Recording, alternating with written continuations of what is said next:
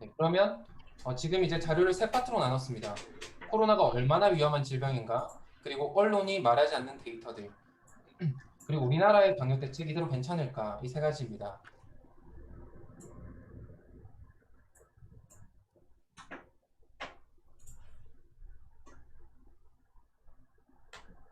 네, 스웨덴의 사례를 먼저 이제 보여드리면 전 세계에서 거의 유일하게 집단 면역이라는 것을 지향했습니다. 마스크를 의무화하지 않았고 또 초등학교도 항상 정상 등교해 왔습니다. 그리고 이제 아래 사진과 같이 이번 여름에 해수욕장에서도 이렇게 자유롭게 생활을 했고요. 보시다시피 마스크를 쓴 분을 거의 볼 수가 없습니다. 이렇게 대부분의 사회활동을 오픈했습니다. 이제 이런 방식이 세계 각국으로부터 비난을 받으면서도 스웨덴은 끝까지 경제 셧다운을 하지 않았습니다. 이에 대해서 우리나라 또한 이제 다른 나라와 비슷하게 언론이나 여론이 이제 비난조였습니다. 집단 면역 때문에 스웨덴 상반기 사망자가 150년 만에 최대다라거나 실패했다 이런 기사가 이제 계속 나오고 있습니다.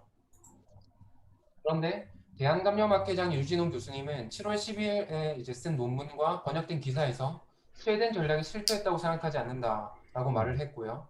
또 8월 31일 이제 라디오 방송에서 WHO의 나바로 특사가 락다운 없는 스웨덴식 방역이 세계가 따라가야 할 모델이다. 이런 발언을 하기도 했었습니다. 최근의 일입니다. 자, 그렇다면 네, 스웨덴 방식을 잘했다고 하는 사람도 있고 못했다고 하는 사람도 있습니다. 그렇다면 이제 데이터를 직접 살펴보겠습니다. 네, 아래가 스웨덴에서의 코로나19 일간 사망자 데이터입니다. 보시다시피 4월에는 하루에 100명이 죽는 날도 있었고요.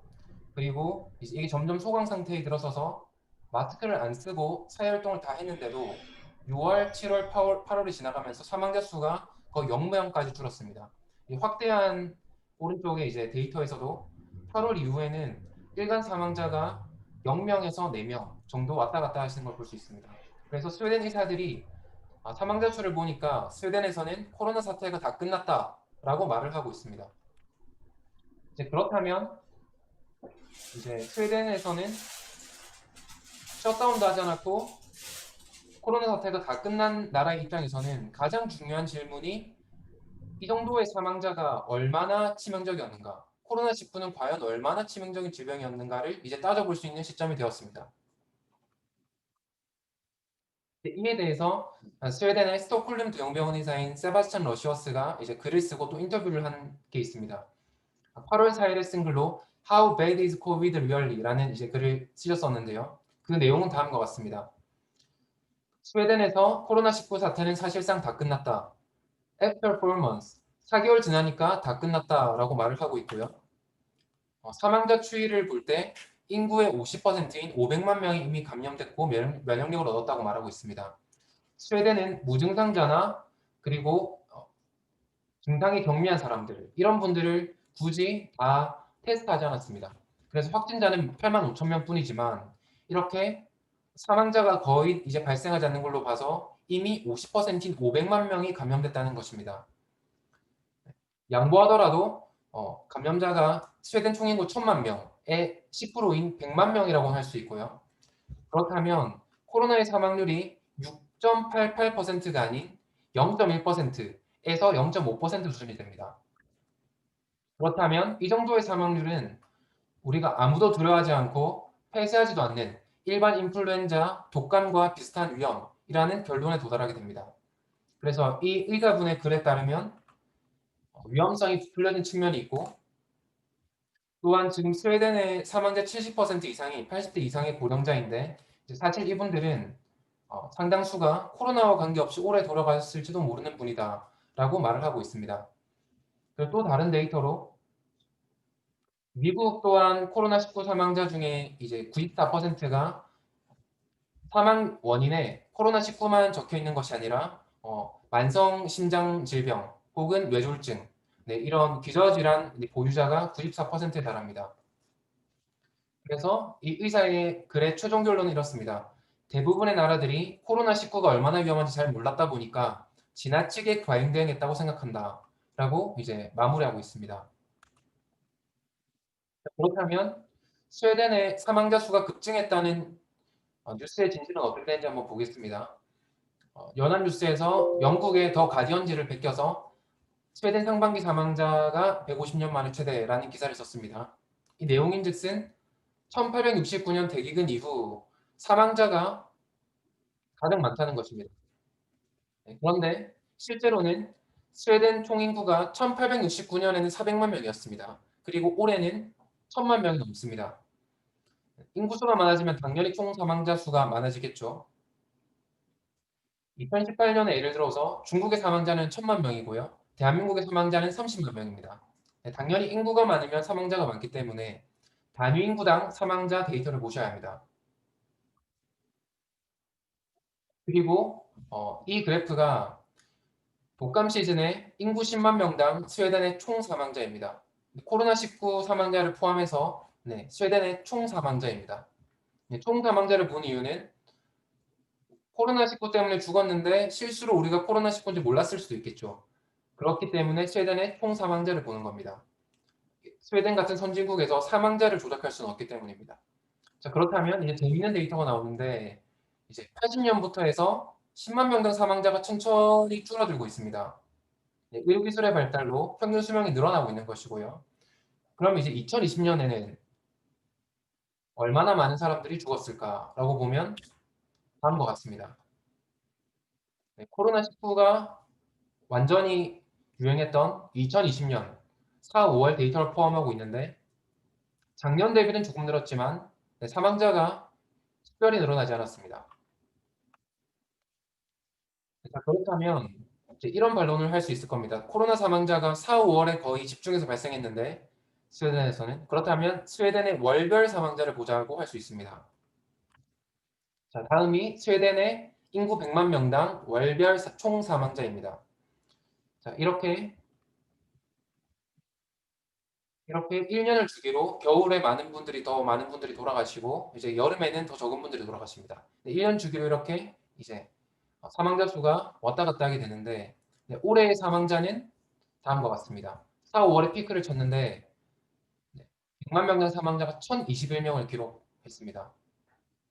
자, 지금 이 데이터를 보면 우리가 생각하기에 코로나가 정말 위험한 질병이었다면 셧다운도 안 하고 모든 게 끝난 스웨덴에서는 월별 사망자가 예를 들어서 1,500명이나 2,000명 이 정도까지 확 튈 줄 알았는데 거의 유의미하게 사망자가 늘어나지 않았다는 것입니다. 과연 스웨덴이 마스크를 쓰고 이렇게 우리 카페의 문을 닫았고 이렇게 살아야 했다면 의문은 여기 1989년이라든지 1994년, 96년, 2000년 이런 해에도 이렇게 살아야 했나? 이렇게 셧다운을 다 했어야 됐나? 라고 하면 이제 의문점이 생기는 겁니다. 심지어 이제 오른쪽에 올해 코로나19가 유행했다는 사실을 그리지 않는다면 올해 과연 특별한 전염병이 돌았나 싶을 정도로 사망자가 늘어나지 않았습니다. 네, 여기까지가 이제 스웨덴에 대한 데이터였습니다. 그리고 언론이 잘 말하지 않는 데이터들이 있습니다. 이것들에 대해서 하나씩 공유해 드리도록 하겠습니다. 굉장히 재미있는 자료들이 많습니다. 네, 첫째로는 사실 4월에 스탠퍼드대 연구진에서 코로나 피해가 지나치게 과장됐다, 독감과 큰 차이가 없다는 논문을 쓴 적이 있습니다. 이 연구에 따르면 코로나19의 사망률은 0.125% 정도에 불과하다라고 결론을 맺는데요. 그 이유가 WHO가 발표한 코로나19의 사망률은 3.4%인데 이제 왜 3.4%냐? 우리가 모든 사람을 테스트할 수 없기 때문에 코로나19 감염자의 정확한 숫자를 파악하지 못하고 있다는 겁니다. 예를 들어서 우리 대한민국에 5천만 명이 되는 이 인구를 항상 테스트할 수 없기 때문에 우리가 몇 명이 걸렸는지 모른다는 얘기입니다. 자, 그리고 이제 이 스탠퍼드대 연구진은 그럼 어떻게 사망률을 구했냐라는 게 굉장히 재밌는데 스탠퍼드대 연구진은 코로나19의 사망률을 제대로 구할 수 있는 유일한 선택지가 일본에 정박했던 다이아몬드 프린세스 크루즈 유람선이라고 합니다. 왜냐하면 이제 이 유람선의 경우에는 탑승자 전원에 대해서 코로나19 감염 조사가 이루어졌기 때문입니다. 대한민국 5천만 명을 다 검사할 수는 없었지만 이 크루즈 유람선호 안에서는 모든 사람이 다 검사되었습니다. 네, 기억나시죠? 이 다이아몬드 프린세스 여기서 확진자가 거의 700명이 넘게 나왔습니다. 네, 자, 그렇다면 이 다이아몬드 크루즈 내 코로나19 감염자 중에 사망률은 1%였습니다. 그리고 확진자의 대부분이 코로나19에 취약한 노인이었다는 점을 고려해서 연령 보정을 할 수 있습니다. 그렇다면 평균적인 사망률이 나오거든요. 자, 그렇다면 그 나이에 따른 보정을 함에 따라서 사망률이 0.025%에서 0.625%라는 겁니다. 아무리 사망률이 높더라도 0.625%다라고 이제 스탠퍼드대 연구진은 결론을 맺었습니다. 근데 이게 이제 재밌는 것이 매년 퍼지는 독감의 이제 미국 사망률이 대략 0.05%인데 요양원에서는 원래 시설에 따라서 감기 사망률이 8%까지도 치솟기도 합니다. 일반 감기도 사망률이 어떤 집단이냐에 따라서 굉장히 높기도 하다는 겁니다. 그래서 이제 미국에서도 지금 실제 위험한 수준에 비해서 미국에서 하고 있는 사회적 거리두기가 경제와 금융에 너무 큰 파괴적인 결과를 낳고 있다라고 이제 말을 하고 있습니다. 여기까지 뭐 대표님이나 하실 말씀 있으신가요? 같아요. 예. 네. 네, 그리고 또 재미있는 자료 하나가 왜 뉴욕은 6월부터 시작된 이제 조지 플로이드 사망으로부터 이제 시작된 블랙 라이브즈 매터 시위에도 대유행이 다시 시작되지 않나, 코로나 유행이 다시 시작되지 않나라는 주제가 있습니다. 네, 뉴욕에서도 이제 BLM 시위가 많이 유행했고요. 보시다시피 사회적 거리두기 이런 게 잘 지켜지지 않았습니다. 마스크를 안 쓰는 분들도 가끔 보이고요. 자, 그런데 이제 왼쪽이 뉴욕의 1일 확진자입니다. 그리고 오른쪽이 뉴욕의 1일 사망자입니다. 네, 3월, 4월, 5월, 6월인데 6월 이후에 이렇게 시위가 많았음에도 불구하고 사망자도 확진자도 일어나지 않았습니다. 네, 이것은 이미 뉴욕도 집단 면역에 도달한 듯한 이제 확진자와 사망자 추이를 보이고 있다고 할 수 있습니다. 네, 이렇게 사회활동이 다시 왕성하게 일어나는데 사망자가 발생하고 있지 않습니다. 또 참고로 일부 이제 이미 보시는 분도 알고 계시는 분도 있을 텐데 우한의 거리는 이미 이제 이렇게 상당히 이제 자유로운 거리가 되었습니다. 서울의 거리와는 완전히 다르죠. 네, 서울에서는 이제 마스크 안 쓰는 사람들이 있으면 이제 서로 비난하거나 눈치 주기에 바쁩니다. 네, 싸우는 경우도 가끔 발생하고 있고요. 그런데 이제 우한에서는 이미 마스크를 이렇게 안 쓰고 자유롭게 웃고 이렇게 다니는 게 일상이 되었습니다. 네, 수영장 파티를 열 정도로 긴장이 많이 이제 완화된 상태입니다. 또한 또 재밌는 기사가 하나 있습니다. 오마이뉴스에서 이런 기사를 냈는데 하루에 확진자가 7,000명씩 발생하는데도 프랑스인들이 왜 이렇게 태어날까라는 이제 기사입니다. 9월 3일에 올라온 기사고요. 보다시피 확진자가 7,000명이 발생했는데도 레스토랑에서 이렇게 사람들이 자유롭게 식사를 하고 이제 만남을 이어나가고 있습니다. 참고로 프랑스는 10만 명당 코로나 사망자가 약 46명으로 전 세계에서 거의 16위 상위권에 랭크되어 있습니다. 이 기사 내용은 이런데 제가 간단하게 말씀드리면 그렇습니다. 이제 9월에 프랑스에 9월 1일부터 초등학교, 중학교, 고등학교, 대학교 다 개학하고 또 직장인들이 바캉스 갔다가 이제 돌아오는 시즌이기 때문에 프랑스 정부에서 8월부터 이런 정책을 세웠습니다. 우리가 테스트를 많이 하겠다. 우리가 무조건 일주일에 100만 명씩 테스트 하겠다라고 하면서 테스트 횟수를 늘려갔습니다. 보시다시피 8월부터 7월부터 해서 1일 하루에 테스트하는 횟수를 쭉쭉 늘려나갔습니다. 이렇게. 하루에 5만 명씩 하다가 10만 명 하고요. 이제 9월이 되니까 하루에 20만 명씩 테스트를 했습니다. 네, 자, 그렇게 하니까 프랑스의 1일 확진자가 7월부터 해서 계속 늘어납니다. 1,000명, 2,000명, 4,000명, 6,000명, 8,000명, 10,000명 이렇게 넘어가게 됐습니다. 테스트 횟수를 늘림에 따라서 확진자가 증가한 거죠. 근데 문제는 이겁니다. 그러나 프랑스의 코로나로 인한 사망자가 늘어나지 않았다는 겁니다. 보시다시피 7월, 8월, 9월에 확진자가 엄청나게 발생했는데도 불구하고 사망자는 계속 감소하거나 유지하고 있는 수준입니다. 그러니까 이제 프랑스 사람들은 이렇게 생각하는 겁니다. 이게 확진자는 많이 발생하지만 원래 우리 사회에 많이 퍼져 있었던 거구나. 확진자는 많이 검사하니까 확진자는 늘어나는데 뭐 더 이상 이제 위험한 질병이 아니구나라고 생각하고 있다는 겁니다. 그리고 이제 추가로 누가 이제 친구가 물어보는 데이터가 있어서 영국의 데이터도 가져왔습니다. 영국도 이제 꾸준히 테스트 횟수를 늘려왔습니다. 6월, 7월, 8월, 9월 가면서 이제 안정기에 들어선 이후 테스트를 늘리니까 확진자가 많이 늘어났습니다. 최근에 이제 4천 명까지 찍기도 했고요. 그런데 이제 영국의 일일 사망자는 다음과 것 같습니다. 7월, 8월, 9월 지나감에 따라서 사망자 수가 감소할 뿐이지 확진자가 이렇게 늘어나는데도 사망자가 증가하지 않고 있습니다. 그리고 이제 여기서 하나 또 재밌는 데이터를 보여드리겠습니다. 지금 유럽권에서 경제를 셧다운한 대표적인 국가가 영국이 있습니다. 그리고 이제 또 스웨덴이 있습니다. 스웨덴은 셧다운을 안 했죠. 이 두 나라의 사망자를 비교해 보겠습니다. 이제 아래 표는 존스 홉킨스 대학교에서 전 세계의 코로나 모탈리티 레이트, 국민 10만 명당 코로나 사망자를 순위를 매기고 있습니다. 보다시피 스웨덴은 상위에서 12위 정도에 랭크되어 있고 10만 명당 57명의 사망자가 발생했습니다. 자, 그리고 스페인, 영국, 이탈리아, 미국, 멕시코, 프랑스. 네, 이 지금 미국, 아메리카 대륙의 많은 국가들이 영국을 포함해서 다 50명에서 60명대 사이에 위치하고 있습니다. 네, 처음에 7월, 3월에 갑자기 코로나 사망자와 환자가 확 발생하기 시작했는데 스웨덴은 경제를 오픈하는 방식으로 갔고 영국은 경제를 닫는 방식으로 갔습니다. 그런데도 사망자 수가 대동소이합니다. 네, 이 말은 영원하거나 완벽한 바이러스 차단은 쉽지 않다는 것을 의미합니다. 의료인들은 이렇게 말하는데요. 솔직하게 말하면 결국은 코로나19 확산을 막을 수는 없다. 이 정도의 전염력을 가진 바이러스는 우리가 영원히 막을 수는 없다라고 말을 하고 있습니다. 불편하지만 이것이 진실이다 라고 말을 하고 있습니다.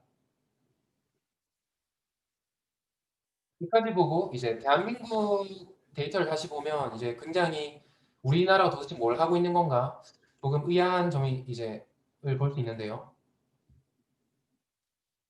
대한민국 코로나 8월 소동의 원인은 무엇일까?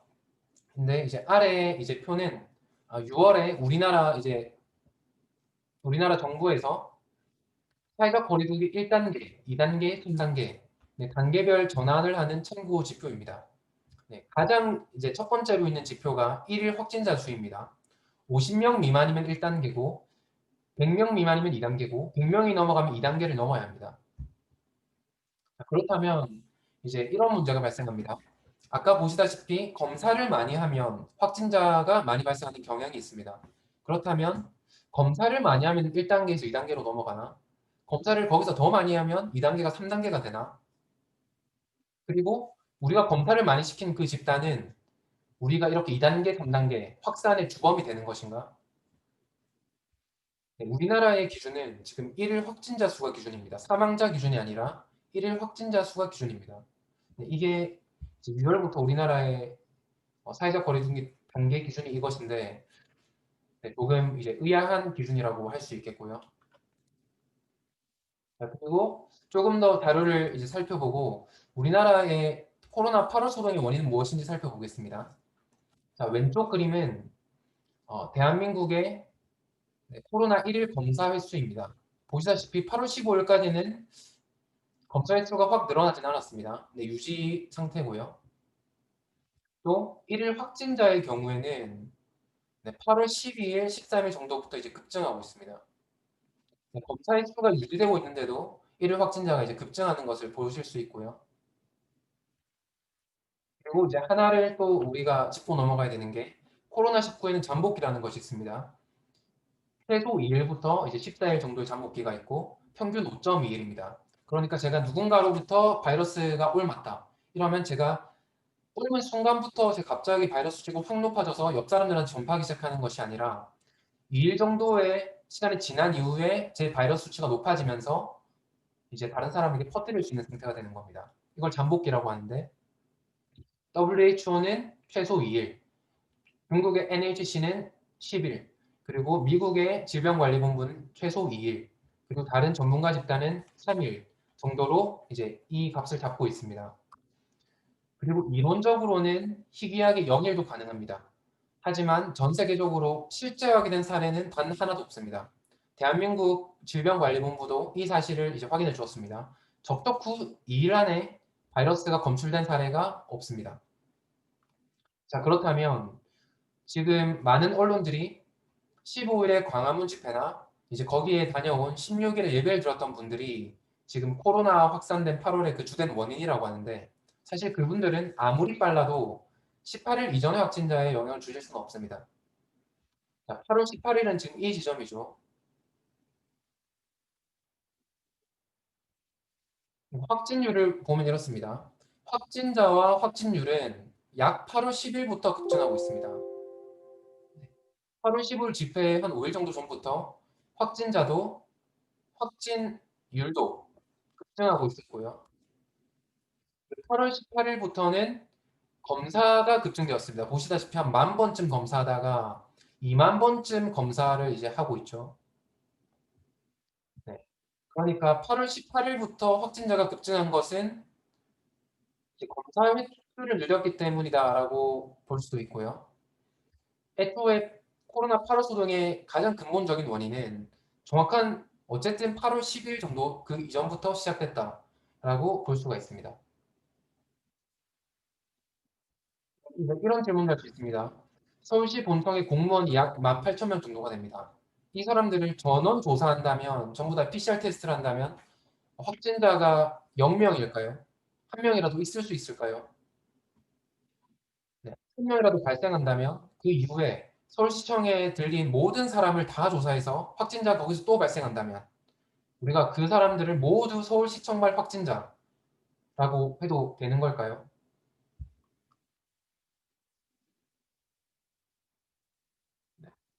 자, 그리고 이제 다음 데이터입니다. 음, 또 이제 대한민국 사람들이 궁금해하는 것 중에 하나 이런 주제가 있습니다. 왜 일본은 코로나 사망이 폭발하지 않을까라는 주제입니다. 이제 대한민국은 코로나 이제 환자를 접촉한 사람들, 이런 사람들 전부 추적하고 격리하고 광범위하게 선제 검사를 했습니다. 반면에 일본 같은 경우는 증상이 의심되는 환자더라도 기준을 만족하지 않으면 검사도 안 시켜줬습니다. 그래서 우리나라 언론은 이렇게 생각했습니다. 아이고 저렇게 이제 코로나 대처를 못해서야 이러다가는 이제 코로나로 일본에 엄청난 난리가 나겠군이라고 생각을 했는데, 이제 9월 19일 오늘 데이터까지도 보더라도 일본의 10만 명당 사망자 수는 한 명에 불과합니다. 아까 전에 스웨덴이라든지 많은 나라들이 50명을 찍고 있거든요. 일본이 보시다시피 10만 명당 한 명 사망했고요. 참고로 한국은 0.7명입니다. 대동소이하다고 할 수 있겠죠. 이에 대해서 우리나라 국민들의 가장 흔한 반응은 이렇습니다. 아, 일본이 아베가 통계를 조작했다. 라고 이제 믿는데요. 그런데 또 다른 데이터를 살펴보면 이렇습니다. 아시아 국가들에 비해서 서구권 국가의 사망률이 훨씬 높습니다. 아시아는 평균적으로 10만 명당 사망자가 1명 수준에 불과하고 유럽, 아메리카 대륙은 10명에서 50명 수준에 육박합니다. 보시다시피 필리핀도 거의 가장 많은 축에 속하는데 10만 명당 4명 사망, 일본 1명, 한국 0.7명, 태국 0.08명, 베트남 0.04, 대만 0.03. 베트남, 대만은 참고로 애초에 이제 중국인 입국을 막은 나라입니다. 사망자 수가 1명에서 왔다 갔다 하고 있죠. 우리나라 국민들은, 우리나라 언론들은 이렇게 이제 많이들 생각하는 듯합니다. 일본은 조작해서 사망률이 낮고 동남아시아 국가들은 측정이 불가능할 정도로 너무 가난하고 의료 시스템이 낙후해서 검사를 못하고 있는 것이고, 참고로 사망자 상위권에 아프리카 국가들도 많이 있습니다. 우리 대한민국은 방역을 너무 잘해서, 특별히 매우 잘해서 사망률이 낮은 거다라고 이렇게 하나하나 예외적으로 말을 하고 있습니다. 하지만 과학이란 이런 것입니다. 아시아 대륙과 유럽, 아메리카 대륙의 사망률이 2배 수준도 아니고요. 거의 수십 배씩이나 차이 납니다. 그렇다면 이런 일관적인 차이에 대해서 우리가 하나하나 예외로 설명할 것이 아니라 일관적인 어떤 이론으로 설명할 수 있어야 됩니다. 사실 6월에도 이제 아주 유명한 이제 생명공학 관련된 이제 저널이죠. 여기에 게재된 논문이 있습니다. 이에 대해서. 이 결론은 그렇습니다. 예전에 다른 종류의 코로나 바이러스에 노출되었던 사람들은 이번 신종 코로나에도 저항력을 가질 수 있다는 주장입니다. 아시아권 사람들이 코로나19에 더 큰 저항력을 가지고 있다는 것인데 사스나 메르스나 이번 코로나19나 최근 코로나 관련 신종 감염병이 모두 아시아에서 시작하고 아시아에서 유행했기 때문에 아시아 사람들이 어찌되었든 더 많은 면역력을 이미 보유하고 있다라고 이제 말을 하고 있는 겁니다. 그리고 이제 백신 실험을 하면서 아스트라제네카, 옥스퍼드 대학교, 화이자, 바이오엔테크가 이제 항체 외에도 이제 기존 면역, T세포 반응을 이끌어냈다. 면역 반응이 항체만 있는 것이 아니라 장기적인 우리의 면역 체계, T세포 반응도 있더라라는 내용을 밝혔고 WHO도 이것이 매우 고무적인 결과다라고 밝혔습니다. 네, 그 논문의 이제 자료는 그렇습니다.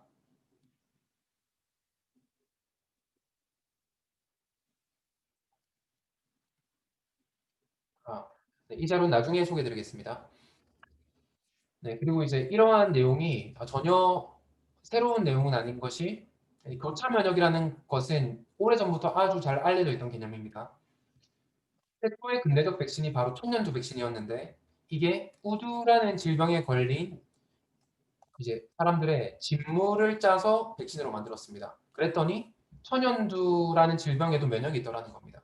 그러니까 비슷한 어떤 바이러스에 대해서는 똑같이 면역력을 얻는다. 이것이 전혀 새로운 개념이 아니고 아시다시피 사스, 메르스와 이번 코로나 바이러스는 굉장히 비슷한 바이러스입니다. 세 가지의 내용을 요약하겠습니다. 첫째로는 경제 셧다운을 하지 않은 스웨덴은 코로나 사태가 종결되었습니다. 제가 하는 얘기가 아니라 스웨덴의 의사들과 국민들, 이 전문 기관들이 하는 얘기입니다. 이렇게 사망자가 이제 더 이상 발생하고 있지 않습니다. 문제는 이것입니다. 이렇게 셧다운하지도 않고 모든 게 끝났는데 사망자가 늘어나지 않았습니다. 네, 올해 작년보다는 지었죠. 하지만 이 정도 튀는 해는 정년으로 거의 항상 있습니다. 그리고 더군다나 우리나라는 아시아권 국가입니다. 코로나에 상당한 저항력을 가지고 있을 가능성이 있습니다. 보시다시피 코로나 사망자의 상위권 랭크에는 아시아 국가들이 없습니다. 산마리노, 페루, 벨기에, 안도라, 영국, 스페인, 칠레, 브라질, 이탈리아, 스웨덴, 미국, 멕시코 이렇게 이제 쭉 있고요. 그렇다면 우리나라도 셧다운을 하지 않더라도 사망자가 이 정도도 발생하지 않을 거란 이제 것이라고 이제 추론을 할 수 있습니다. 마지막으로 우리나라 이제 방역 대책 이대로 괜찮은가에 대해서 말씀드리겠습니다. 첫째로는 코로나19가 얼마나 위험한 질병인가를 따져봐야 될 텐데요. 교통사고 사망자가 1년에 3, 4천 명입니다. 아파트, 백화점, 다리에서 이제 뛰어내리는 분들도 있습니다. 그렇다고 해서 우리가 다 이런 것들을 짓지 않거나 그러지 않습니다. 그리고 우리 지금 현재 우리가 코로나 때문에 지불하고 있는 지금 경제 셧다운의 비용은 도대체 얼마인가? 이 비용에 대해서 생각해 봐야 됩니다. 첫째로는 국가 예산이 있고 지금 이 예산이 거의 100조 원 단위에 육박하고 있습니다. 수천억, 수백억 단위가 아니고 100조 원 단위입니다. 그리고 실직하는 분들, 폐업하시는 분들 늘어나고 있습니다. 그리고 정신질환, 우울증을 겪는 분들, 자살하는 분들 많이 있습니다. 최근에는 계속 이런 기사도 이제 우리나라에서도 많이 소개가 되었고요. 참고로 외환위기가 발생했던 1997년에는 자살한 사람이 46%가 늘어났습니다. 금융위기 때는 자살한 분이 20% 늘어났습니다. 대략 2, 3천 명의 이제 시민들이 더 많은 이제 자살을 더 많이 자살하셨고요. 코로나로 인한 사망자도 우리가 소중하게 여겨야 되지만 이 경제적인 문제 때문에 자살하시는 분들 이 생명도 이제 굉장히 소중한 생명이다. 똑같이 소중한 생명이다. 라고 말할 수 있습니다. 그리고 우리의 또 셧다운의 비용 또 더 있습니다. 이 국가 예산도 있고요. 이렇게 사망이 속출하는 문제도 있고 개인의 자유가 침해되는 문제도 있습니다. 그리고 방역 당국이 굉장히 큰 힘을 쥐고 있기 때문에 방역 당국이 코로나 사태를 정치 도구화할 수 있다는 문제도 있습니다. 그리고 이게 저는 가장 중요하다고 생각하는데 사회가 분열된다는 문제가 있습니다. 지금 서울 거리에서는 지나가면서 누가 마스크를 안 썼다. 그럼 눈치 주기 바쁘고 비난하기 바쁘고 저 식당은 가면 안 되겠다. 저기가 잘못했다. 저기 때문에 우리가 고생한다. 이런 남 탓을 하기에 바쁘고 지금 그런 사회가 지금 되어 있습니다. 이것이 우리가 지출하고 있는 엄청난 지금 셧다운의 비용인 겁니다. 우리나라 지금 현재 국민들은 이렇게 많이 생각하고 있는 것 같습니다. 폐업해도 괜찮아. 실직해도 괜찮아. 너 우울증 걸리거나 자살하는 거 다 좋아. 하지만 제발 코로나로만은 죽지 않았으면 좋겠어. 라고 말하는데 이 주장이야말로 굉장히 비윤리적인 주장일 수가 있습니다. 그리고 이제 코로나의 위험성을 따져봤다면 우리가 던져볼 만한 질문들이 굉장히 많습니다. 제가 생각해 본 것 몇 가지를 소개해 드리겠습니다. 첫째로는 많은 나라들이 우리나라만큼 촘촘하게 셧다운을 하지 않았습니다. 그러다 보니까 느슨한 방역의 결과로 사실상 집단 면역에 이르게 된 국가들이 많습니다. 아까 전에 프랑스도 말씀드렸고 영국, 스웨덴, 미국, 많은 나라들이 지금 사실상 집단 면역에 이르게 된 것처럼 보입니다. 혹은 집단 면역에 이제 거의 도달한 것처럼 보입니다. 이제 이런 나라들이 머지않아서 해외여행을 서로 허용하기 시작할 때 우리나라는 기약도 없이 해외여행도 안 돼, 기업 활동 안 되고 여가 생활도 자유롭게 할 수 없어. 헬스장도 다 문 닫고 운동도 마음대로 못 해. 이렇게 했을 때 이게 내년, 내후년까지 이어졌을 때 과연 그때 여론은 어떻게 바뀔지 생각해 봐야 합니다. 그리고 신뢰성 있는 백신이 개발될 때까지 우린 이렇게 이제 살아야 된다는 것인데 신뢰성 있는 백신 개발에 대해서 이제 회의적인 분들이 굉장히 많습니다. 의료인들이 많고요. 또 백신을 하는 것이 100% 면역을 주는 것이 아닙니다. 현재까지의 많은 독감도 마찬가지고 백신이라고 하는 것은 70에서 80%의 백신 접종자가 면역을 가지게 됩니다. 이렇게 신뢰성 있는 백신이 개발될 때까지 우리가 무기한 이렇게 살 수 있나? 경제 셧다운 이렇게 할 수 있나? 24시간 카페 테이크아웃만 하고 그 외도 가지 말고 전부 다 재택근무하고요. 공공기관은 3단계 테스트하면서 전부 다 재택근무하기도 하고 과연 이렇게 살 수 있나? 생각해 보셔야 합니다.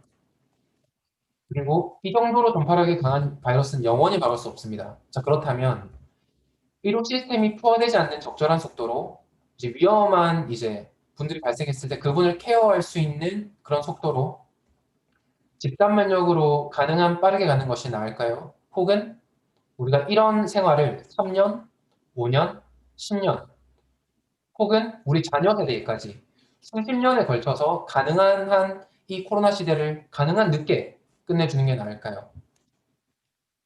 이 정도 치명적인 바이러스라면 거의 정답은 정해져 있는 것 같습니다. 그리고 다 이제 대한민국 국민분들이 스스로 다 이제 다 알 거라고 생각하는데 5월에서 8월 즈음에 이제 행동을 되돌아봤을 때 대한민국은 과연 사회적 거리두기가 잘 지켜졌나? 혹은 알려진 것보다 훨씬 많은 무증상자들이 있을 수도 있을까? 과연 일반 사람들이 타인, 그러니까 이번 확진자분들을 욕할 자격이 있는가 생각을 해봐야 됩니다. 네, 자, 이 영상은 7월 초에 정부에서 방역 수칙을 위반한 교회에게만 벌금을 부과하던 그런 기간의 영상입니다. 7월 초에 제가 서울대입구역 주변에서 영상을 촬영을 했습니다. 이때는 교회에게만 벌금이 부과되는 기간입니다. 네. 이때를 보면 여기는 서울대학가 앞에 술집입니다. 네. 일제도 이렇게 사람들 꽉 차 있고 2층에도 사람이 꽉꽉 차 있습니다.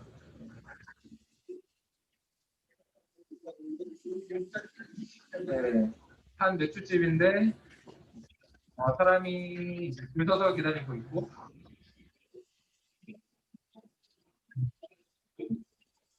얼마나 되나요? 몇 개를 걸리? 메뉴 감사합니다.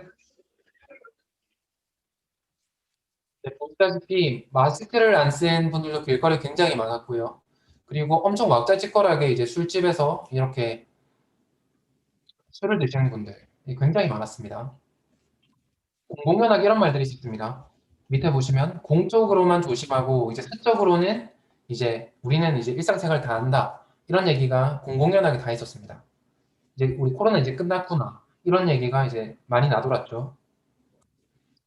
참고로 뭐 이런 것도 기사에 나와 있습니다. 8월 15일 뭐 광화문 집회 그리고 교회 모든 게 이제 그런 탓이라고 이제 말을 하는 경우가 있는데 8월 16일에 전국 해수욕장 계곡에 인파로 북적했습니다. 그 연휴 이제 연휴였죠. 이제 월요일에 임시공휴일까지 줘서 토, 일, 월 이렇게 연휴였습니다. 이렇게 이제 해수욕장에도 사람들이 많았습니다. 교회에서는 마스크를 쓰지만 오히려 해수욕장에서는 보시다시피 사실은 마스크를 쓰는 것이 너무 힘듭니다. 네. 관리는 했다고 했지만 마스크를 안 쓰는 분들이 굉장히 많았습니다. 네, 이날에 16일에만 해운대 해수욕장에 26만 7천 명이 찾았습니다.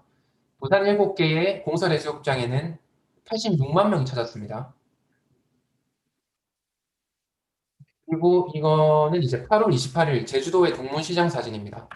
이제 8월 코로나 소동이라고 하는 그 와중에도 보시다시피 사실은 사적인 모임은 상당 부분 지속됐습니다. 자, 이렇다면 이제 이 질문에 우리는 한번 대답해 봐야 됩니다. A씨가 최근 코로나 연속 판정을 받았습니다. 이 A씨 코로나는 어디 발일까요? 네, 이분은 지하철을 타고 회사에 출근하셨고 점심도 먹고 커피숍 하루 들리셨습니다. 그리고 지하철 타고 퇴근을 하셨고요. 이렇게 월화수목금 쭉 오다가 토요일에는 친목 활동도 하시고 주일에 일요일에 이제 교회를 다녀왔습니다. 이분이 이제 양성 판정을 받은 거죠. 근데 이분은 평일 10회 이상 탄 지하철에서 코로나에 걸리셨을까? 혹은 가장 오랫동안 근무한 회사에서 걸리셨을까? 아니면 마스크 빼고 식사했던 식당이나 커피숍에서 걸리셨을까? 아니면 방역 수칙 지키고 있었던 2시간 있었던 교회에서 걸렸을까? 확률상 적어도 4번은 쉽지 않다는 것을 이제 알 수 있을 겁니다. 하지만 이제 언론들은 교회 다니는 사람들이 걸렸다. 이러면 이제 모두 이제 교회발. 네, 이렇게 이제 많이 말하고 있습니다. 사실 질병관리본부에서부터 이제 그런 자료를 뿌리기 때문에 이제 같이 언론들은 또 이제 거기에 이제 같이 가세할 수밖에 없는 상황이기도 합니다. 정말 놀라운 것이 있습니다. 며칠 전에 자료를 찾아봤을 때도 매일 수백만 명이 사용하지만 확진자가 아직 0명입니다. 네, 지하철에서의 확진자가 0명입니다. 네, 기적의 지하철이죠. 네, 이것에 대해서 재밌는 기사들도 있습니다. 아, 우리 지하철에서 시민들이 너무 잘 지켜주고 있기 때문에 우리가 너무 잘하고 있기 때문에 지하철에서 지금 0명이다. 너무 대단하다. 이렇게 서로 이제 스스로 칭찬하는 그런 기사들도 있습니다. 네, 그게 얼마나 비논리적인 건지 생각하지 못하고 스스로 자화자찬하게 바쁜 겁니다. 네, 매일 수백만 명이 사용하지만 역대 확진자가 0명이다. 자, 이제 이런 자료들을 우리가 봤다면 다시 이제 되돌아와서 150km로 과속했던 일반 많은 사람들이 120km로 과속하다가 딱지 끊긴 사람들, 이번에 확진된 뭐 집단이나 뭐 그런 분들이 있죠. 이제 그런 분들을 과연 비난할 자격이 있는가? 적어도 그러한 비난은 양심적인 것인가? 한 번쯤 생각해 봐야 됩니다. 정말로 내가 누군가를 막 비난하고 있는데 그 비난이 과연 양심적인가? 자신의 직장에서의 생활은 어땠나? 이제 발표 자료 거의 막바지 결론입니다. 자, 첫째로는 과연 많은 국가들이 다양한 방역 정책을 펼치고 있습니다. 과연 어떻게 방역 정책을 해나가는 것이 합리적일까를 보겠습니다. 첫째로는 우리 가능한 한 빨리 집단 면역에 도달하자. 가능한 사람들 빨리 확산시켜서 도달하자. 이제 이런 나라가 있을 수 있는데 이제 이런 나라는 없습니다. 왜냐하면 아래에 이제 그림에서 보시다시피 우리나라의 의료 캐패시티, 네, 우리나라의 의료 시스템 수준보다 확진자가 많이 발생하다 보면 위험한 분들을 우리가 케어해 줄 수가 없게 됩니다. 이러면 이제 위험하겠죠. 사망자가 많이 발생하겠죠. 하지만 이제 스웨덴 같은 국가는 이랬습니다.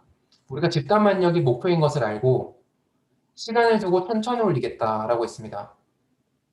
고위험군을 위해서 우리의 예산들을 다 사용하고 인력도 투입하고요. 건강한 사람들은 일상생활을 하도록 하자. 네, 의료 시스템에 과부하가 걸리지 않도록. 물론 스웨덴도 초반에 실패했습니다. 왜냐하면 갑자기 3월에 사망자가 발생하는 바람에 4월에 의료 시스템을 충분히 확충할 수가 없었습니다. 그래서 뭐 셧다운을 했든지 안 했든지 영국이나 스웨덴이나 사망자가 4월에는 많이 발생했습니다. 하지만 그 이후로는 스웨덴은 사회를 오픈하는 방식의 결정을 했고요. 셋째로는 이제 이런 나라가 있습니다. 집단 면역을 공개적으로 언급하진 않지만 사실상 집단 면역을 달성하고 있는 국가들이 있습니다. 네, 많은 나라들이 여기에 해당합니다. 미국, 프랑스, 영국 등 이제 많은 나라가 해당하고요. 이 나라도 마찬가지로 의료 시스템에 과부하가 걸리지 않도록 환자 발생 속도를 조절합니다. 네, 둘째와 셋째의 차이는 집단 면역이 목표라는 것을 말하는 것과 말하지 않는 것이 차이일 뿐, 네, 사실상 이제 거의 똑같은 나라라고 보시면 됩니다. 네, 마지막으로는 이런 나라가 있습니다. 백신 없는 집단 면역이란 존재할 수 없다. 존재해서도 안 된다라는 국가가 있는데 이런 나라가 바로 대한민국입니다. 네, 감염을 최소화해야 하고 모든 감염자를 찾아서 격리하겠다. 그리고 동선 파악과 이제 관련 시설 폐쇄 그리고 보상에 모든 행정 의료력을 사용하겠다. 네, 이게 바로 우리나라입니다. 이 정도 위험한 바이러스라면 둘째나 셋째 정도의 방역 대책이 옳아 보입니다. 결론입니다. 첫째로는 코로나는 그렇게 위험한 질병이 아닐 수도 있고 특히 아시아권에 속한 우리나라에게는 더더욱 위험하지 않은 질병일지도 모릅니다. 둘째로는 우리가 도대체 얼마의 비용을 지불해서 우리의 도대체 셧다운 비용은 얼마인가? 그리고 도대체 이걸로 우리가 뭘 사고 있는 것인가? 이것을 따져볼 필요가 있습니다. 그리고 현재의 대한민국 방역 정책은 뼈대부터 잘못된 것일 수도 있습니다. 지금 역학조사와 시설 폐쇄 및 보상 등에 사용되는 천문학적 비용, 다른 뭐 자살하는 사람들 다 제외하고 국가 예산만 100조 원 단위입니다. 이 돈이 공짜가 아닙니다. 다 우리 시민들의 호주머니에서 나온 돈입니다. 이 비용과 의료 자원을 지금 이렇게 쓰는 것보다 고위험군을 위해서 집중해서 사용하는 것이 더 낫지 않을까? 혹은 진단키트 개발 및 생명과학 연구 예산에 투입해서 다가올 정말로 위험할지도 모를 또 다른 전염병에 대비하고 관련 분야의 국가 경쟁력을 끌어올리는 것이 더 낫지 않을까. 그리고 스스로 건강하다고 여기는 대부분의 국민들은 일상생활로 되돌아가는 것이 낫지 않을까. 의무가 아니라 이제 자율입니다. 분열할 필요도 없고 남 탓할 필요도 없고 손가락질할 필요도 없고 반목할 필요도 없고 화합하는 것입니다.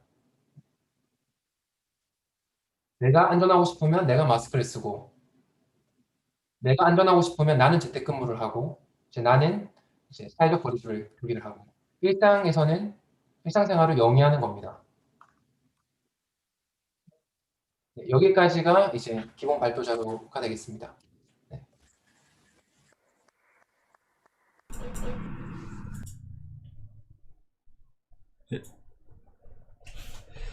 예, 자료가 그 이전보다 조금 더 그 정리가 깔끔해진 것 같아요. 여러분들도 그 2주 전에 들으셨던 분들도 이렇게 좀 느끼실 것 같습니다. 손 박사님이 이 코로나 방역 이슈에 대해서 이게 최근에 그 열심히 공부하면서 분석하면서 그 대응하고 있는데요. 조만간에는 이게 방송에서도 발표를 할 예정입니다. 발표한 내용을 그냥 간단하게 정리를 해보면 우리가 스웨덴의 자료를 통해서 볼 때 코비드가 정말 위험한 바이러스인지 의문이다. 그리고 또 확진자 수는 그 테스트에 비례하기 때문에 더 중요한 거는 이게 사망자 수를 봐야 된다. 그런데 우리나라는 지금 1일 확진자 수를 기준으로 방역 강도를 설정하고 있는데 이것이 잘못됐다. 그리고 그러니까 현재 방역 정책은 그 사회적 갈등과 그 비용, 특히나 경제적 비용이 너무나 크다. 그렇기 때문에 제고해야 된다. 또한 정치 방역에 강력한 의심이 있다. 요 정도로 우선 정리하면 될까요? 제가 여러 가지 참고 자료를 정리를 했는데 이것들도 이제 말씀드리려고 하는 굉장히 중요한 자료들이거든요. 하나씩 제가 한두 개씩 말씀드리겠습니다. 뭐 하나가 한 두세 페이지. 먼저 이걸 먼저 보여드리겠습니다. 우리나라의 병상이 계속 부족하다고 하는데 이렇게 지금 셧다운을 할 수밖에 없다. 왜냐하면 병상이 부족하니까. 이런 얘기를 하는데 도대체 한국의 병상은 몇 개인가? 네, 이것에 대해서 또 말씀드리겠습니다. 자, 참고로 이제 마찬가지로 스웨덴 자료 한번 가지고 와봤습니다. 네, 스웨덴은 이때까지 3월부터 해서 지금 8월까지 중환자 병상이 입원했던 총 환자 수가 2,600명입니다. 중복을 제외하면 2,600명입니다. 그리고 평균 치료 수가 10일이었습니다. 그리고 스웨덴의 중환자 병상은 이렇습니다. 3월만 해도 중환자 병상이 500개였는데 4월 13일 한 달 만에 중환자 병상을 2배로 확보했습니다. 1,040개까지 확보를 했고요. 그러니까 아까 말씀드렸다시피 예산을 우리나라처럼 다 차단하고 막 보상하는 데 쓰는 게 아니라 가능한 한 빨리 의료 시스템을 확충하는 데 예산을 쓴 겁니다. 자, 우리나라를 보겠습니다. 우리나라 같은 경우는 2017년 기준으로 중환자 병상 개수가 전 세계에서 손에 꼽히게 상위권에 있습니다. 10만 명당 10개, 10.6개 정도고요. 자, 그렇다면 중환자 병상이 2017년 기준으로 우리나라 5,300개 정도가 있습니다.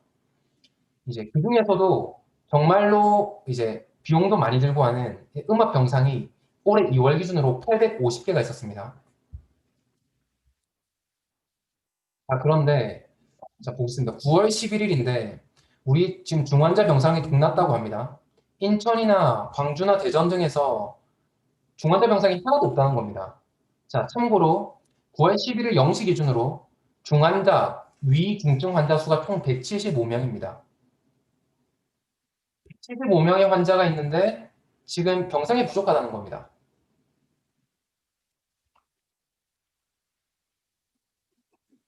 네, 이에 대해서 사실 전문가 집단에서도 이제 지적을 한 문제고요. 지금 위중증 환자가 9월 11일에 겨우 어쩌면 100명 수준인데도 우리나라 의료 시스템은 지금 2월이 아니고 3월이 아닙니다. 이미 반년이 지났고 9월 중순에 들어서고 있는데 100명의 환자도 수용할 수 없는 게 지금 우리나라 의료 시스템이라는 겁니다. 자, 이 내용을 보면 그렇습니다. 신규 환자를 줄이는 것도 중요하지만 사망자를 줄이는 데도 의료 역량을 모아야 한다. 중환자가 발생했을 때 우리가 정말로 그 사람들을 잘 치료할 수 있는 의료 시스템을 만들어야 된다는 겁니다. 그 내용은 이렇습니다.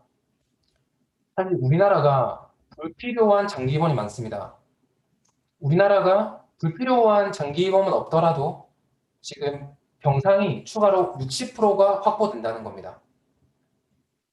격리 해제 기준도 완화가 검토돼야 된다. 증상이 없으면 나가게 한다. 나가게 하라. 자가 격리해라. 네, 이게 전문가 집단의 또 조언이었습니다. 국가를 향한.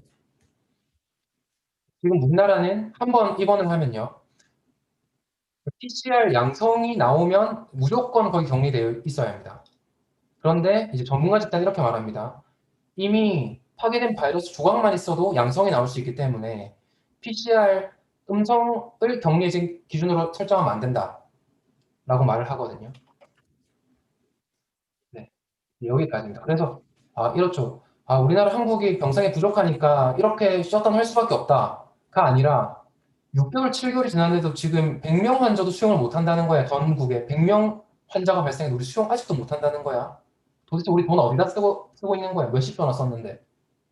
라는 질문을 던져볼 수밖에 없습니다.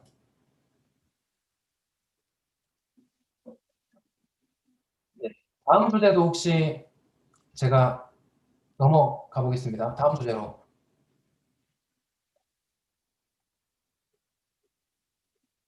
네, 다음 주제로는 제가 후유증의 위험에 대해서 말씀드리겠습니다. 이제 후유증을 굉장히 두려워하는 분들이 많습니다.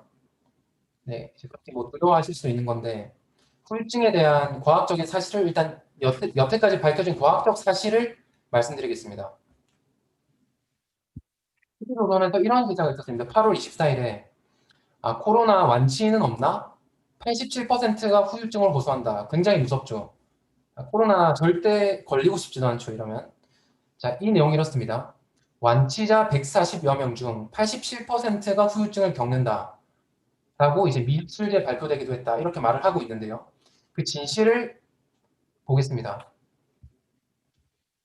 보면 이렇습니다. 이탈리아 의료진이 중증 환자였다가 일반 무증상자가 아니고 경미한 증상자 아닙니다. 중증 코로나 환자 회복한 143명을 대상으로 이제 설문조사를 했습니다. 이제 그러니까 87.4%가 후유증을 앓았다는 겁니다. 참고로 이제 우리나라 같은 경우에는 코로나19의 중증 환자가 확진자 수의 1.8%입니다. 확진자도 우리가 사실은 코로나19 걸린 사람들 측정도 못하고 있죠. 그럼 1.8%도 아니고 중증 진행률은 0.1%일 수도 있습니다. 자, 그러면 이 중증 환자, 코로나 환자의 1%도 안 되는 사람 중에서 87%가 후유증을 앓는데, 자, 그렇다면 그 후유증이 뭔지도 보겠습니다. 만성 피로가 53%, 호흡 곤란이 43%, 관절 통증, 가슴 통증이 20% 정도 됩니다. 자, 그런데 의사들이 사실 어떤 말들을 하냐? 네, 일각에서는 만성 피로나 두통증 이런 후유증은 바이러스 감염병뿐만 아니라 일반 질환을 크게 앓고 그냥 병상에 좀 누워 있다 보면 이제 누구나 나타나기도 하는 증상이다. 네, 한 달간 꼬박 병상에 누워 있으면 원래 생길 수 있는 증상이다. 네, 이게 주관성이 들어가서 과장된 측면이 있다라고 이제 말을 하고 있습니다. 저도 이제 주말에 좀 많이 잠자고 나면 월요일에 갑자기 만성 피로 같은 기분이 들기도 합니다. 그리고 탈모 얘기도 있었죠. 어떤 네, 가수도 이제 내가 탈모가 갑자기 온다 이런 얘기가 있는데 네, 이제 이것과 관련해서 전문가들은 이렇게 말합니다. 코로나의 영향보다는 휴직이 탈모일 가능성이 있다. 이게 뭐냐면 코로나19뿐만 아니라 원래 중병이나 고열 질환을 앓고 나면 영양 공급이 잘 안 이루어져서 2, 3개월 후에 탈모가 증가한다는 겁니다. 그리고 이러한 휴직이 탈모의 경우에는 컨디션이 좋아지면 다 회복된다는 겁니다. 원래. 네, 원래 이제 병원에 오래 입원하시면 중증 환자가 되면 겪기도 하는 증상입니다. 특별히 코로나 때문이 아니라는 얘기입니다. 그리고 코로나19도 마찬가지고 이제 폐후유증이 있습니다. 호흡기 바이러스 감염의 흔한 후유증이 원래 폐 손상입니다. 하지만 네, 심각한 폐후유증을 남기는 경우는 1% 미만일 것이라고 이제 전문가들이 얘기하고 있습니다.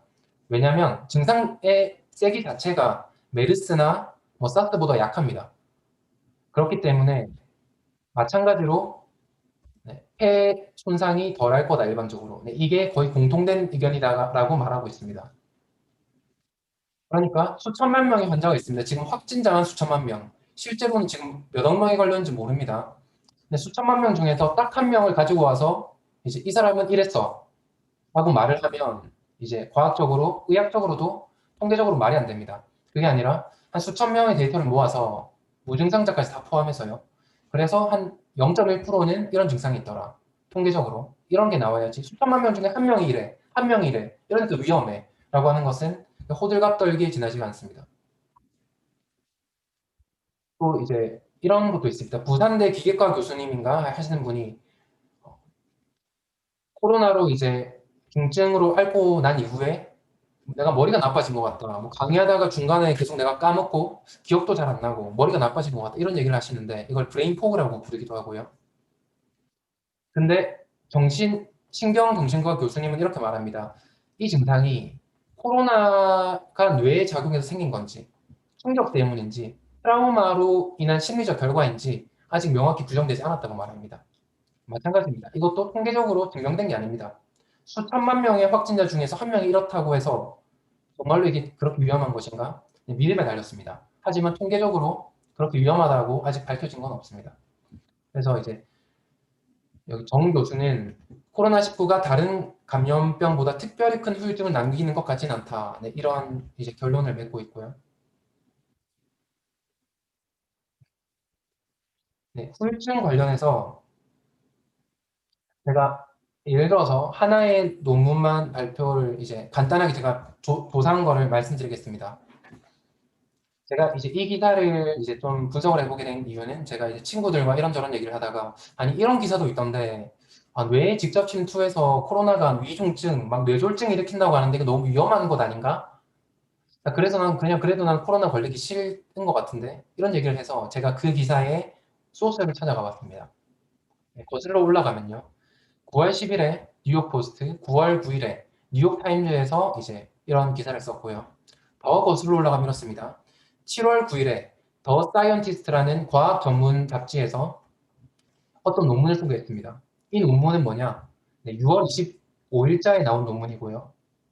그리고 9월 8일에 이번에 업데이트된 논문입니다. 간단하게 휴먼, 사람과 쥐, 마우스 브레인, 뇌 안에서 코로나19 바이러스의 침투가 발견됐다라는 이제 논문인데요. 굉장히 논문 제목이 이제 파격적입니다. 그런데 이 논문에 대해서 이 더 사이언티스트, 과학 전문 잡지에서 피어 리뷰, 전문가들이 평가한 그 기사의 자세한 내용을 보겠습니다. 7월 9일에 뭐라고 말하고 있냐? 일단 전문 과학 기자가 말합니다. 여기서는 기존의 연구와 일맥상통하지만 바이러스가 뇌를 감염시킬 수 있다는 명확한 증거는 없다라고 말을 하고요. 심지어 여기 논문의 대표 저자 아키코 이와사키라는 교수는 뇌가 감염되었다고 생각하는 것을 우린 당연히 원하지도 않는다. 그것에 대한 증거가 없다라고 직접 말하고 있습니다. 혹시나 그렇더라도 일부 환자에게만 영향을 미칠 것이다라고 말을 하고요. 그리고 이제 이건 일종의 개념 증명 연구일 뿐이다. 실제로 내가 감염될 수 있는지 어느 정도인지 그게 어떤 다른 뭐 뇌졸중이나 다른 질병을 유발할 수 있는지에 대해서는 우리가 추가 연구가 필요하다. 모르겠다라고 말하고 있습니다. 그리고 이제 다른 동료 전문가들의 이제 평가입니다. 물론 이 논문이 의미있는 결과를 다뤘지만 자, 존스 홉킨스 의대의 신경동물학자 레나 스머노바의 리뷰입니다. 이 논문은 오가노이드 방식 이를 사용했는데 이 방식은 근본적으로 한계가 있다고 말하고 있습니다. 그렇습니다. 오가노이드 방식이라는 것은 뉴런 줄기세포를 외부에 배양을 합니다. 그래서 몇 주 동안 배양을 하고 이것을 실험에 사용하는 것인데 거기다가 바이러스를 투입해 보는 거죠. 이 방식의 문제는 뭐냐? 우리 인체에는 면역 체계가 있습니다. 혈액도 있고요. 다양한 면역 체계가 있습니다. 하지만 오가노이드에는 외부에 우리가 배양시켜 놓은 이 오가노이드에는 면역 체계가 없습니다.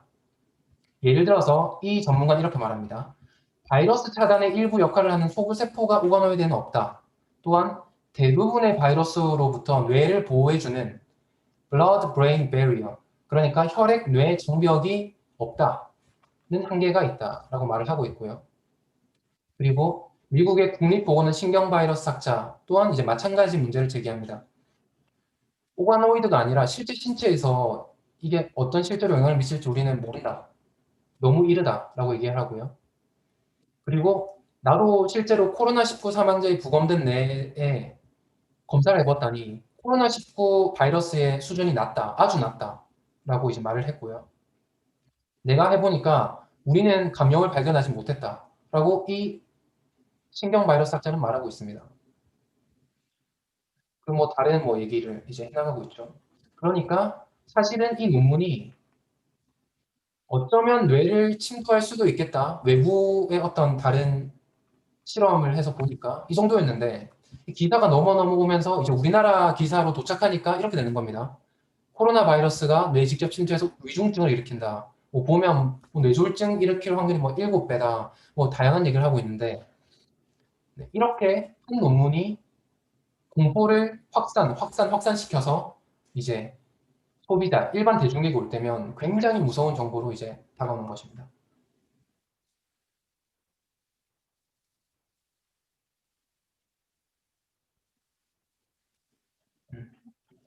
네, 이까지가 또 이제 두 번째 주제고, 뭐 질문이나 혹시 또 하실 말씀 있으신가요?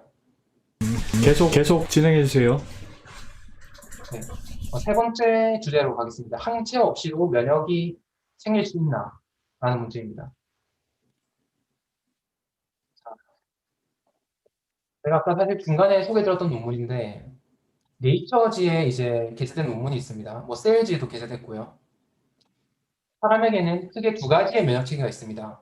B 세포가 있고 그리고 T세포라는 게 있습니다. B세포가 항체를 만들고요. T세포는 우리의 조금 더 장기적으로 우리 몸을 보호하는 역할을 합니다. 예를 들어서 우리가 어릴 때 감기 걸렸다고 해서 자녀들을 전부 다 뭐 약 먹게 시키지 않죠. 왜냐하면 그 이제 스스로의 면역력을 갖추게 하려고 하는 겁니다. 근데 이제 네이처지에서도 셀지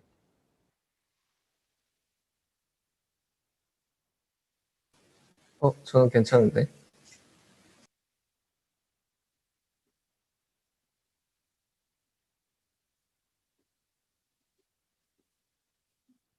네, 목소리 들리시나요?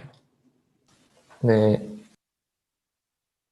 네, 다시 말씀드리면 네이처지나 셀지나 이제 인체에는 크게 두 가지의 면역 세포들이 있는데요. T세포가 항체를 만들고 T세포가 또 장기적인 면역을 담당합니다. 그러니까 우리 자녀를 작은 감기에 걸렸다고 다 약을 먹이지 않습니다. 왜냐하면 자신의 면역력을 갖추기 원함이죠. 이렇게 우리가 꼭 항체가 있다고 면역력이 있는 것이 아닙니다. 그러니까 아까 전 왜 아시아 사람들이 더 강인한가? 왜 아시아 사람들이 코로나19에 더 강인한가? 그 논문도 이런 겁니다. 항체가 아니라 B세포 쪽이 아니라 T셀 이뮤니티, T세포의 면역 체계가 반응한다라는 논문입니다. 그리고 네이처지에서도 코로나19 바이러스가 스페시픽하게 정확하게 T세포 이뮤니티, 네, T세포 면역을 이제 반응을 일으킨다라는 겁니다. 이제 이 그림을 보시면 이제 이해할 수 있는데요. 5가지 집단으로 나눴습니다. 이 논문에서. 2019년에 혈액을 기부했던 사람들이 있고요. 그러니까 이때는 코로나가 돌지도 않을 때입니다. 2020년도에 혈액을 기부한 사람들이 있습니다. 그리고 익스포즈드, 거의 그냥 무증상자로 거의 넘어간 경증으로 지나간 사람들, 마일드, 이번에 코로나 걸리고 나왔지만 약하게 증상을 겪은 사람들, 그리고 시비어, 중증 환자였다가 이제 회복된 사람들. 네, 이 5가지의 혈액을 대상으로 코로나19 바이러스를 넣어봤습니다. 그래서 면역 반응이 어떻게 일어나는지 살펴본 겁니다. 자, 중증 환자의 경우에는 이제 항체도 거의 다 발견이 됐고요. 동시에 T세포 면역 반응도 모두 발견이 됐습니다. 그리고 경증 환자의 경우에는 한 50%는 항체가 있는데요. 항체는 빨리 사라집니다. 그리고 이것조차. 항체가 한 50% 정도 있는데 T세포 면역 반응이 거의 80%의 사람에게 나타났습니다. 네, 그리고 일반 2020년에 혈액을 기부한 사람들에게는 항체는 거의 생성되지도 않았는데요. 그냥 T세포 면역 반응이 한 30%, 40%가 발견됐습니다. 그리고 2019년 코로나 바이러스가 존재하지도 않을 때죠. 코로나 바이러스 없을 때입니다. 그런데도 항체는 단 하나도 없어요. 하지만 T세포가 2019년 혈액에도 T세포 면역 반응이 일어나는 겁니다. 약 15% 정도. 그러니까 항체가 없어도 면역이 있을 수 있다라는 이제 그런 결과입니다.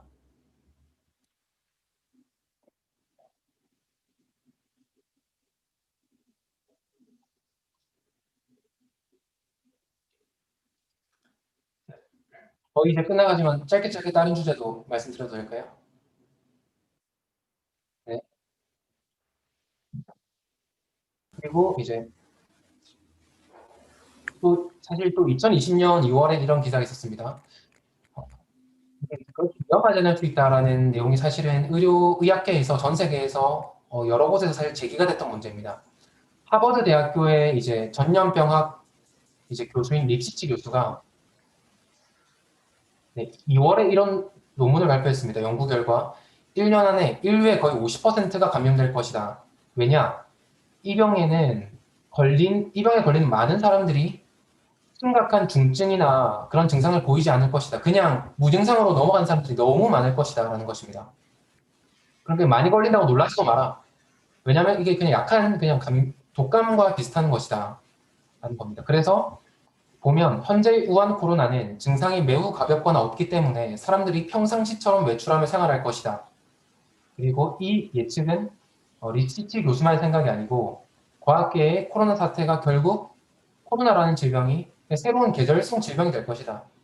옛날에는 그냥 감기와 독감이 있었다면 이제는 감기와 독감과 우한 코로나의 계절, 하나의 그 독감이 하나 더 생긴 것일 뿐이다. 네.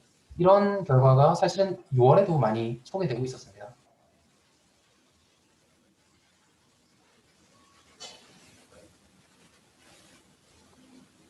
그리고 이제 집단 면역에 대해서도 제가 잠시 짚고 넘어가겠습니다. 네, 이런 논문이 있습니다.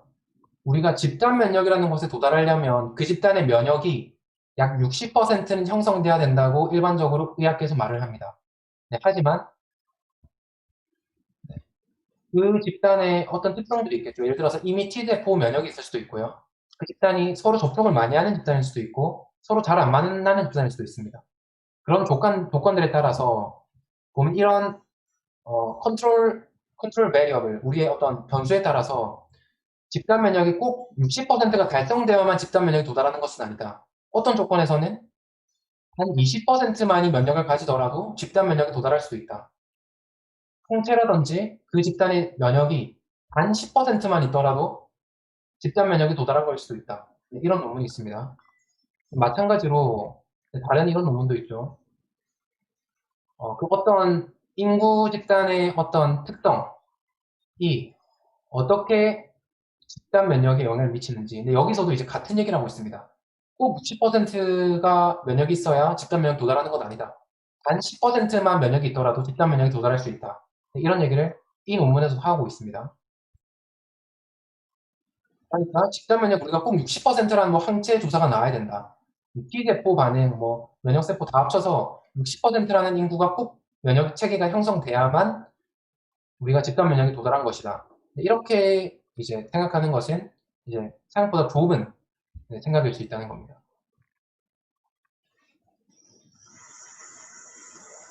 그리고 이건 뭐 자세히 보시면 알겠습니다. 경제 셧다운의 부작용으로 7번째로 정신질환도 있습니다. 네, 이거는 이제 최근에 우리나라에서도 뭐 자살률이 20대, 30대가 좀 늘었네 이런 얘기가 있는데 이제 같은 맥락입니다. 지금 뉴욕타임즈도 그렇고 뭐 분노와 사람들이 이제 우울증, 팬데믹이 지나가고 난 이후에는 우리에게 우울증과 분노가 남아있다.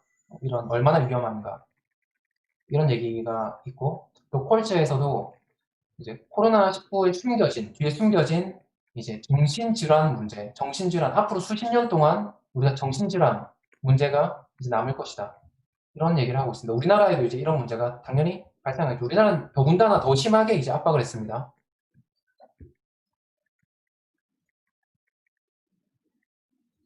네, 그리고 이제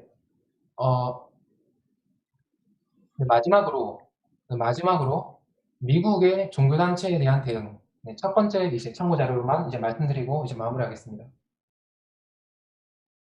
네. 트럼프 정부의 종교단체 가이드라인이 있었습니다. 2020년 5월 20일입니다. 다음과 같이 이제 트럼프가 이제 백악관에서 우리가 종교단체에 대한 가이드라인을 발표합니다라고 했습니다. 이때의 상황을 약간 미리 말씀드리면 이렇습니다. 주마다 이제 미국은 정책이 다릅니다. 근데 어떤 주들, 정확히는 사실은 민주당이 집권하고 있는 몇몇 주들은 필수 서비스는 오픈해라. 하지만 비필수 서비스, 비필수 장소들은 강제로 문을 닫아라 라고 했는데 문제는 교회, 예배당을 비필수 장소로 넣었습니다. 그러니까 교회에 무조건 문 닫아라는 겁니다. 네, 이런 상황에서 트럼프가 어떤 이제 가이드라인을 발표했냐면 그 내용은 이렇습니다. 우리가 이제 예배 장소와 교회와 회당과 모스크 이런 곳들을 필수 장소로 명시하겠습니다. 지금 일부 주지사들은 술 판매점과 낙태 클리닉은 필수 업종으로 여기면서 교회와 예배 장소 등은 필수 서비스가 아니라고 분류하고 있습니다. 이거는 옳지가 않습니다. 저는 이런 불공정을 고치려고 합니다. 종교시설을 필수 서비스로 명시합니다. 주지사들이 교회와 종교시설을 지금 당장 오픈할 것을 요청합니다. 질문이 있다면 저에게 하시면 됩니다. 하지만 제 생각을 바꾸진 못할 겁니다. 종교시설들은 우리를 단결하게 만듭니다. 연합하도록 만드는 곳입니다. 그리고 사람들은 교회, 자신의 회당, 모스크에 가고 싶어 합니다. 수많은 미국인들에게 그들의 예배는 선택이 아니라 그들의 삶의 일부입니다. 단, 성직자, 목사, 라비 이맘, 믿음의 지도자들은 반드시 그 장소의 안전을 확실하게 해야 합니다. 물론 그들이 잘하고 있다는 걸 압니다. 그들은 자신들의 예배 장소를 사랑하고 성도들을 사랑합니다. 그들은 그들과 다른 사람에게 어떤 피해도 일어나는 것을 원하지 않습니다. 주지사들은 옳은 결정을 하셔야 됩니다. 종교 시설들의 오픈을 지금 당장 이번 주말부터 허가해야 합니다. 그렇게 하지 않는다면 저는 주지사들을 무시하고 진행할 것입니다. 미국은 지금 더 많은 기도가 필요합니다. 대단히 감사합니다. 감사합니다. 라고 이 가이드라인을 끝맺고 있습니다. 기본적으로 종교에 대한 이해가 있고, 종교가 선택이 아니라 어떤 사람들에게는 정말로 소중한 것이라는 것에 대한 이해가 있다는 것을 알 수 있고, 둘째로는 내가 기독교인이라고 교회만 오픈해야 돼. 이렇진 않습니다. 교회도 유대인들의 회당도, 그리고 이슬람을 믿는 분들에게 이슬람의 모스크도 있고 다 오픈해야 된다. 종교의 자유에 대한, 그리고 그 안에 형평성에 대한 이해가 기본적으로 있습니다. 세상 중에서 이제 헷갈리시는 분들이 있을 겁니다. 아, 우리가 그래도 이제 교회가 예배를 안 하는 게 맞지 않을까? 비대면 예배가 맞지 않을까? 하지만 다른 것은 다 하면서 술집 가는 거는 괜찮은데 뭐 직장생활 이런 건 다 하면서 난 예배는 안 가도 된다라고 생각하는 것이 그게 맞을지, 혹은 트럼프 정부처럼 술집도 문 닫고 문 닫으려면 교회도 문 닫고 똑같이 해. 열 거면 다 똑같이 문 열어 라고 하는 게 이제 옳아 보이는지. 물론 우리나라 얘기는 아닙니다. 하지만 자기가 이제 크리스천으로서 양심에 따라서 우리나라 정부의 대책이 맞는 것 같은지, 지금 미국의 방향이 맞는 것 같은지 자신의 신앙에게 스스로 질문해보고 그 답을 찾을 수 있을 것이라고 믿습니다. 여기까지가 이제 모든 자료를 이제 다 소개드린 것입니다. 네.